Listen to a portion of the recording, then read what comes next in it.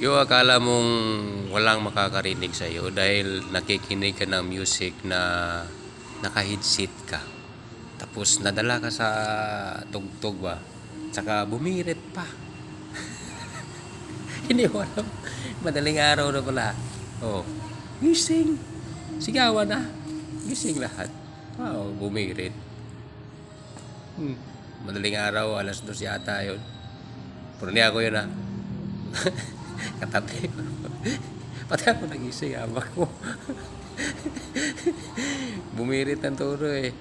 Oh, kung gising pa sa madaling araw, nangyari doon na nag-headset ba natutulog. Hindi siguro tulog yun kasi tumirit eh. Ano nangyari sa kanya? Sigawan na. Pati ako na wala. Hirap na matulog ulit yun. Mga ganon. Kayo, hirap matulog yung naka-headset ba? Ay, tumutugtog ba? Mamaya, sa kanya kasi depende sa tao yan eh. Yan ang ano niya, kagustuhan niya. Saka kahiligan niya siguro. So, yun ang nangyari. Nakalimutan niya siguro na napabirit siya. Napadala siya. Sigawan yung mga tao.